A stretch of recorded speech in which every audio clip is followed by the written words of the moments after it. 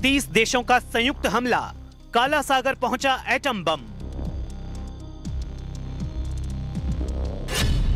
Putin को धमाकों से डराने लगा नेटो। रूस के करीब जंगी ट्रेलर दिखाने लगा नेटो।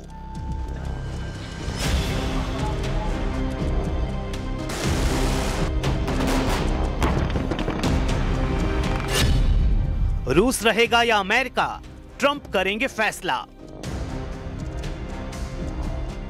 यह सिर्फ समुद्री जंगी जहाज की तबाही भर नहीं, यह सिर्फ एक बैटलशिप की बर्बादी भर नहीं, यह चेतावनी है पुतिन के लिए, यह धमकी है नेटो फोर्स की, ये दम है दुनिया के सबसे शक्तिशाली सैन्य संगठन का, जिसके हथियार अजेय हैं, जिसकी सेना से कोई मुकाबला करने से बचता है। उस नेटो ने रूस को अपनी ताकत का एहसास कराया है। नेटो फोर्स ने धमाकेदार हमले का वीडियो पुतिन को मैसेज देने के लिए रिलीज किया है। मैसेज ये कि नेटो तैयार है, 32 देश रूस से टकराने के लिए रेडी हैं, जिनका लीडर सुपर पावर अमेरिका है। पहले जानिए नेटो ने किसका बैटलशिप एक हमले में तहस नहस कर डाला है। हमले की धार देखिए, रफ्तार देखिए, समुद्र में मचलता बैटलशिप किस तरह एक वार में दफन हो गया। यह हमला टॉर्पीडो से किया गया है। नेटो फोर्स ने पुतिन की टॉर्पीडो के जवाब में अपने दमखम की नुमाइश की है। नेटो की सेनाएं एगिर 25 नाम से युद्धाभ्यास कर रही हैं, जिसमें नॉर्वे, ब्रिटेन और पोलैंड की नेवी ने समुद्र में लाइव फायरिंग की प्रैक्टिस की है। वॉर रिहर्सल के दौरान नॉर्वे की पनडुब्बी KNM उथाग ने फ्रिगेट KNM ट्रॉनहेम पर लाइव टॉर्पीडो दागा।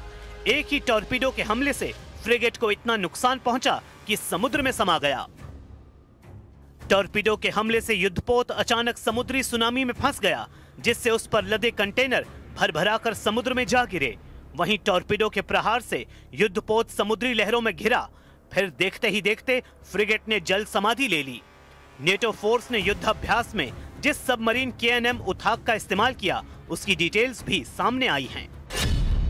KNM उथाग एक उला क्लास सबमरीन है, जिसमें 2 डीजल जनरेटर और एक इलेक्ट्रिक मोटर फाइनल ड्राइव लगा है।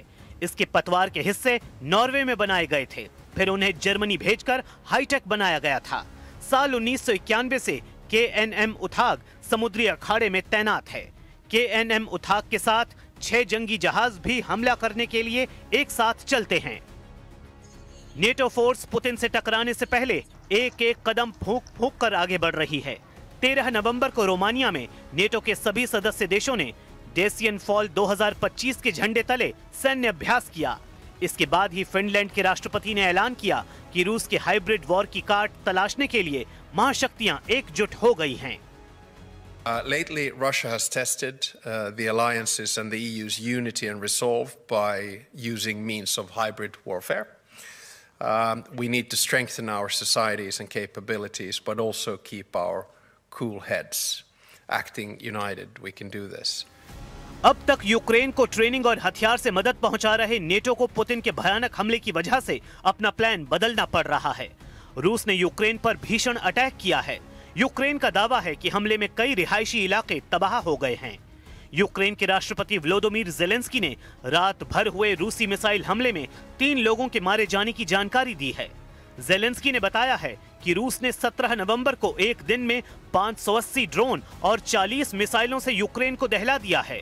रूस के भयानक हमले के बाद जर्मनी ने नेटो फोर्स से जल्द पुतिन के खिलाफ एक्शन की मांग कर दी है। Wir sind uns auch einig, dass die Ukraine, die vor einem harten Jahr, dem schwierigsten Winter wahrscheinlich in diesem Krieg steht, unsere volle Unterstützung hat.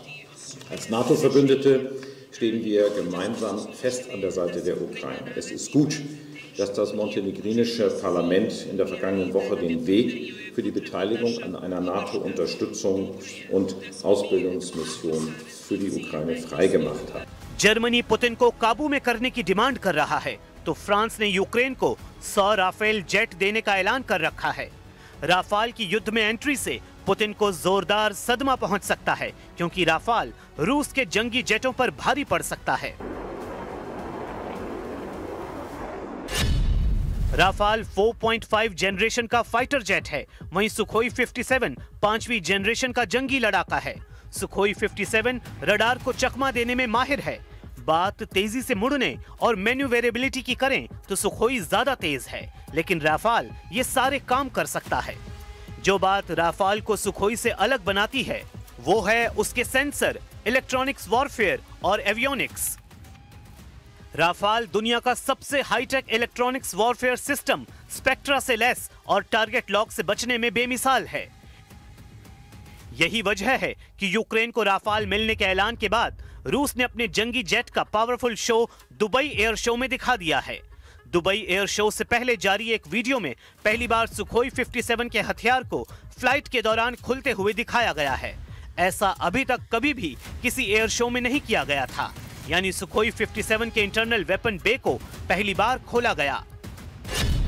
जहां KH-58 USH के एंटी रेडिएशन मिसाइलें साफ साफ दिखाई दी हैं।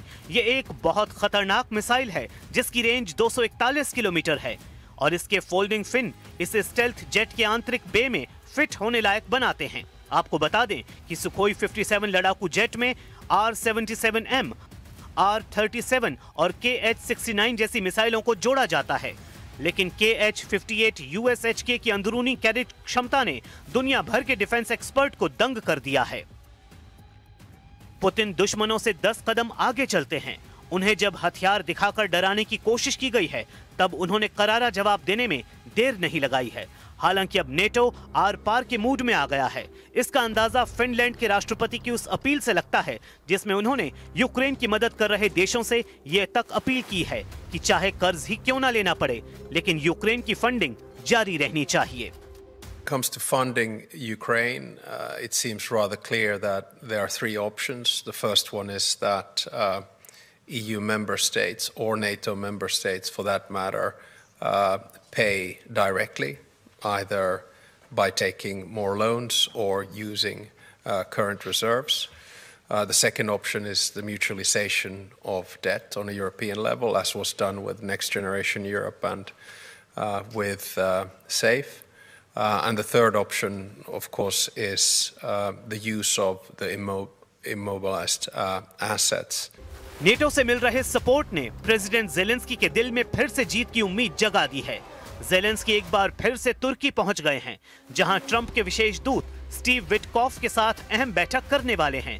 मगर रूस ने तुर्की में हो रही बैठक में शामिल होने से साफ साफ मना कर दिया है। क्रेमलिन प्रवक्ता दिमित्री पेस्कोव ने बताया कि तुर्की की बैठक में पुतिन का कोई भी प्रतिनिधि शामिल नहीं होगा। Будем ожидать информация о том, о чем, собственно, пойдет речь в Стамбуле. पुतिन नेटो से नाराज हैं। पुतिन ट्रंप से चिढ़ गए हैं। पुतिन को यूरोप के सभी देश फूटी आंख नहीं सुहा रहे हैं, क्योंकि उनके हथियारों से यूक्रेन ने रूस को बहुत बड़ा झटका दिया है। यूक्रेन ने एक बार फिर रूसी S-400 मिसाइल सिस्टम को नष्ट करने का दावा किया है। यूक्रेनी सेना ने बताया कि उसके फाइटर ड्रोन्स ने रूस के नोवोरोसिस्क पर हमले के दौरान 4 S-400 ट्रायम्फ लॉन्चर और 2 रेडार सिस्टम को बर्बाद कर दिया है। S-400 को दुनिया का सबसे शक्तिशाली एयर डिफेंस सिस्टम माना जाता है। हालांकि यूक्रेन ने कई मौकों पर S-400 मिसाइल सिस्टम की तबाही की जिम्मेदारी ली है। पुतिन के बाहुबली के नाम से कुख्यात S-400 को यूक्रेन अमेरिका और यूरोपीय हथियारों से बर्बाद कर रहा है, जिससे पुतिन का पारा चढ़ता जा रहा है। रूस को अब अकेले यूक्रेन नहीं, कई देशों की सेना से टक्कर लेने पर मजबूर करने वाले हैं जेलेंस्की। पुतिन से डरने वाले, रूस को दुश्मन मानने वाले देशों का ग्रुप बन चुका है। बड़े भीषण युद्ध की बिसात जेलेंस्की ने बिछा दी है। अमेरिका के साथ छोड़ने से यूक्रेन को अब फर्क नहीं पड़ने जा रहा है। अब यूक्रेन के साथ यूरोपियन यूनियन खुलकर आ गया है। यूरोप के कई देशों को पुतिन से खतरा है। यूक्रेन के बाद पुतिन उन देशों को निशाना बनाने की धमकी दे चुके हैं जिन्होंने उनका विरोध किया है। ऐसे में यूरोप के सभी देश एकजुट हुए हैं, तो क्या बिना अमेरिका के सभी दुश्मन मिलकर भी रूस को टक्कर दे सकते हैं? यकीनन नहीं। सुपर पावर अमेरिका अगर युद्ध से दूर रहता है तब तो यूरोप का बचना मुश्किल है। पुतिन ने जिस एक हथियार की कुछ दिन पहले टेस्टिंग की है, वही कई मुल्कों को तबाह करने वाला कहा जाता है। पुतिन की टॉर्पीडो पोसाइडन का ट्रिगर दब गया तो फिर सर्वनाश होने से कोई रोक नहीं सकता है। पुतिन ने जिस परमाणु पावर से लैस टॉर्पीडो पोसाइडन का सफल परीक्षण किया है, वो हथियार टॉर्पीडो और अंडर वाटर ड्रोन का बेजोड़ नमूना है। इसकी रेंज करीब 10,000 किलोमीटर है और 185 किलोमीटर प्रति घंटे की रफ्तार से दुश्मन पर वार करता है। पोसाइडन लगभग 20 मीटर लंबा, 1.8 मीटर व्यास वाला और 100 टन वजन का है। इसमें 2 मेगाटन का वॉरहेड हो सकता है। इसकी पावर इतनी ज्यादा है कि इसके विस्फोट से रेडियो एक्टिव लहरें बन सकती हैं, जिससे समुद्र किनारे के शहर रहने लायक नहीं बचते। पुतिन ने बताया कि पहली बार यह हथियार पनडुब्बी से लॉन्च किया गया। पुतिन ने दावा किया कि रूस की सबसे विस्फोटक मिसाइल सरमट SSX-29, जिसे नेटो फोर्स शैतान नाम देती है, उससे भी विनाशकारी है टॉर्पीडो पोसाइडन। Мощность Посейдона значительно превышает мощность даже самой нашей перспективной ракеты межконтинентальной дальности «Сармат». Такой в мире нет, как «Сармат». И у нас он еще на дежурстве не стоит. Скоро появится на дежурстве. Но «Посейдон» значительно превышает «Сармат» по мощности. И кроме того, по скоростям и по глубинам движения этого беспилотного. पुतिन के हथियार गोदाम में पोसाइडन जैसे विध्वंसक हथियारों का भंडार है। पुतिन के पास सबसे ज्यादा एटम बम हैं। पुतिन के पास अकेले दुनिया जीतने का दम है। इसलिए ट्रंप युद्ध को टालने में भला देख रहे हैं, लेकिन लगता है नेटो के ज्यादातर देश अब यूक्रेन युद्ध में खुद को झोंकने वाले हैं। नेटो का यह फैसला परमाणु युद्ध की वजह भी बन सकता है।